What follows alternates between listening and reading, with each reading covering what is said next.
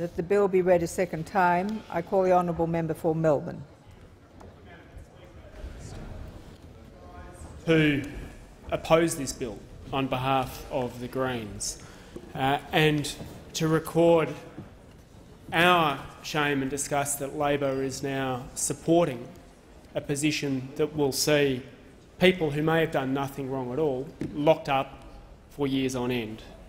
Madam Speaker, this is Kafka on steroids.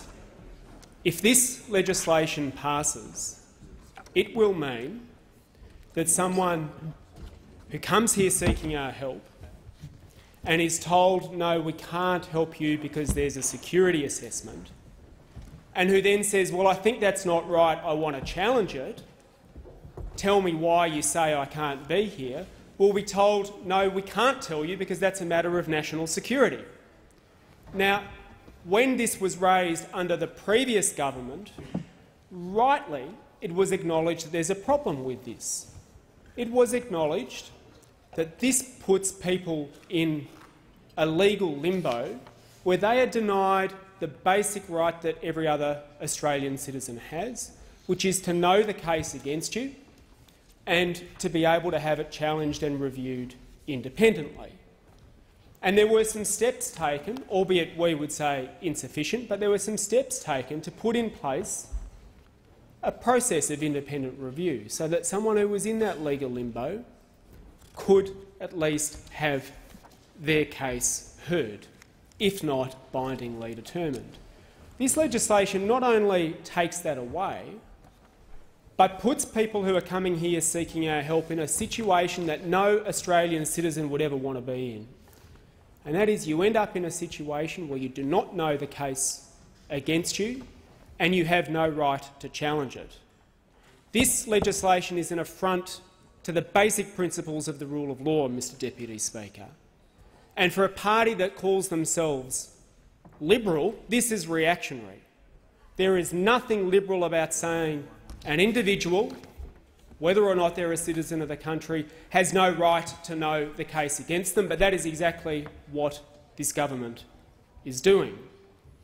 What it will do, this bill seeks to amend Australia's rigorous refugee determination process by overturning a number of High Court and Federal Court decisions. And the amendment is inconsistent with Australia's international obligations. It does not afford procedural fairness, and it further entrenches the practice of indefinitely detaining men, women and children who have been found to be genuine refugees but deemed a security threat.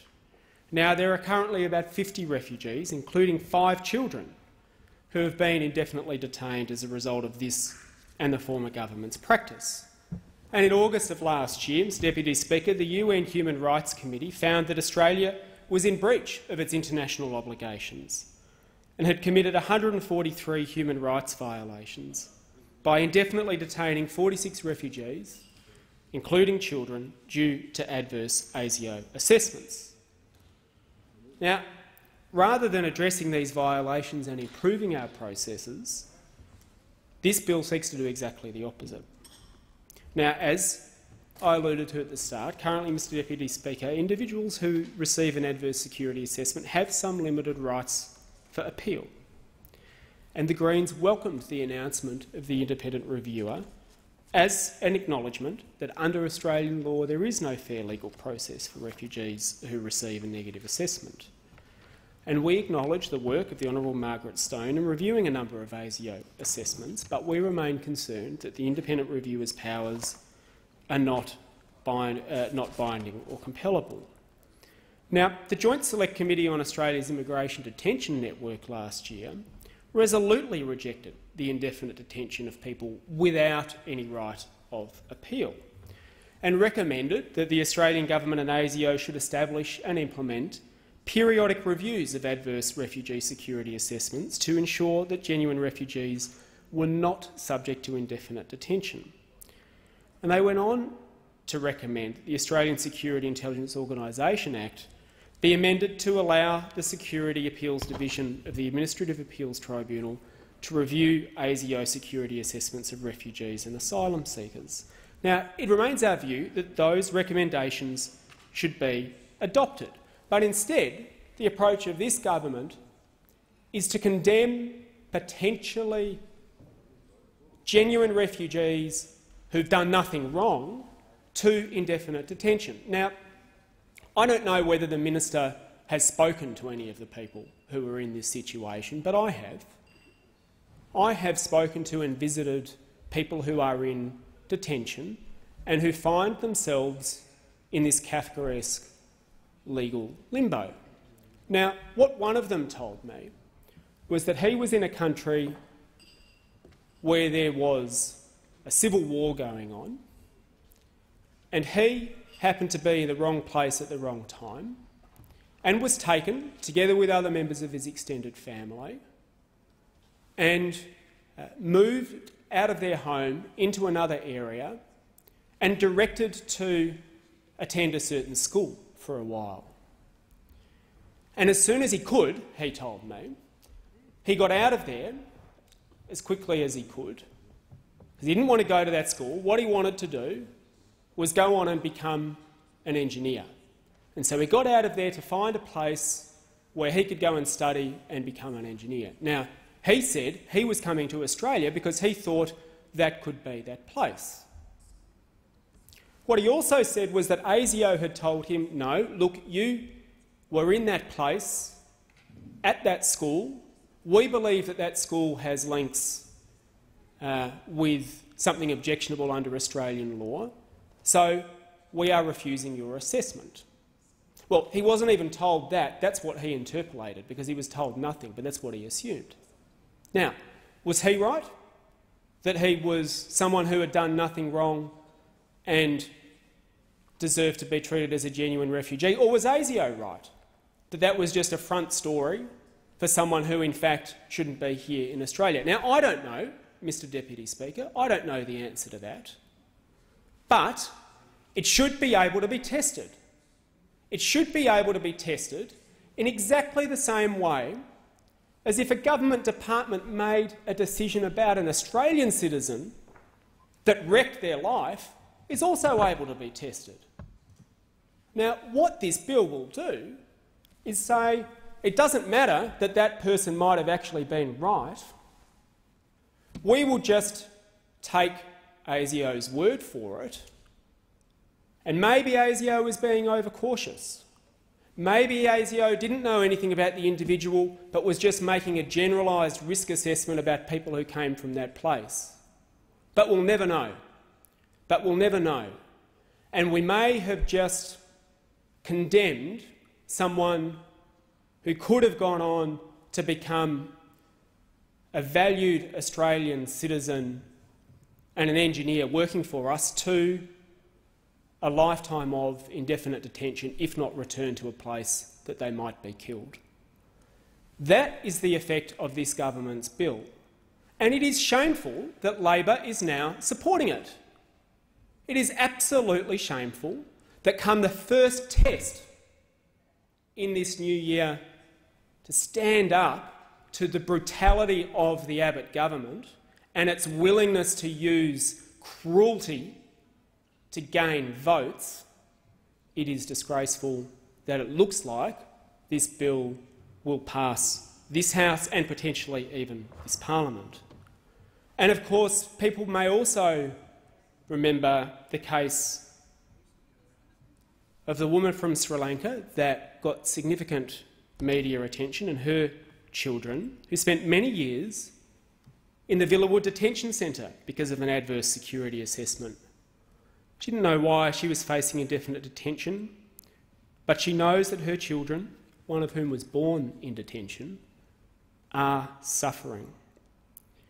And this bill further entrenches that practice, meaning refugees like Regina and her children are being locked in detention for the rest of their lives, despite being found to be in genuine need of Australia's protection. Now, it would be appalling if the Australian government treated an Australian citizen this way, or if a foreign government treated an Australian citizen this way, because what we're effectively saying is that some people are more equal than others, And some people have the right to go to court and have adverse decisions against them tested and independently reviewed to work out whether or not they were rightly or wrongly made. But if you happen to have the misfortune of fleeing civil war, of fleeing persecution, of fleeing torture and coming here seeking our help, we will not give you that support. Now, when I spoke to one of those people who was in indefinite detention, he had been more than a week into a hunger strike. And he said to me, "I'm very fear to die." And that was the second time I spoke to him personally, and as I spoke to him, he had been fighting back tears. What he said he just could not understand is why he didn't know the case against him. Why could he not respond to these unknown claims about why he would not be a good member of the Australian society? And he struggled to understand his predicament. And he said, and he repeated, that all he ever wanted to do was to complete his engineering studies and not be a threat to anyone. Now, as I say, I don't know whether that's right or wrong. What the minister's saying is that he knows. He knows, in the case of everyone who comes here seeking help, he knows absolutely that they all deserve to be sent back. He expects he'll win a few votes out of it. He expects it'll show this government up as being brutal and uncaring and that will work to their advantage.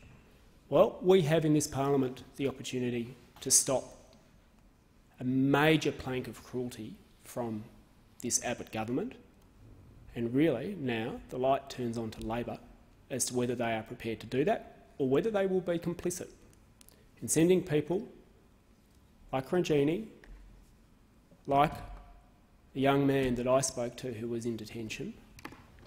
It's now up to Labor as to whether they will lock those people up indefinitely and perhaps send them back to a life where they risk fear and persecution.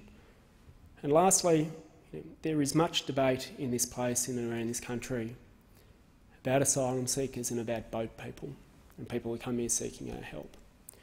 And can I say to you, Mr Deputy Speaker, that if I was in a situation where my life was threatened, where my family's life was threatened, where people I cared about were at risk of being killed or persecuted or tortured, and I was caught up in the middle of a civil war and forced to be in places that I didn't want to be,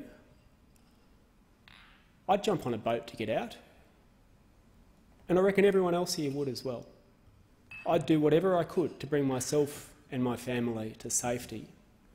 And I would hope that if I landed in a rich, developed nation, that they would look at my case and they wouldn't just say, well, you came from a place where there are potential terrorist activities going on, so you must be a terrorist yourself. If they weren't going on in that place, they wouldn't be fleeing there in the first place, Mr Deputy Speaker. Of course there are always going to be these issues. But I would hope that if I landed here, that my claim would be independently assessed, and that if there was a case against me, I'd have the right to argue it in front of a court, and if I lost, then you'd accept the decision. But to not even have that basic right to know the case against you, to be condemned to a Kafkaesque legal limbo for your whole life, because you're told you're a national security risk but you can't be told what the case against you is on national security reasons, is something that we should all be deeply ashamed of. And I just hope that if I was in that situation, I'd be treated better than the current minister is proposing to treat everyone else who comes here seeking our help.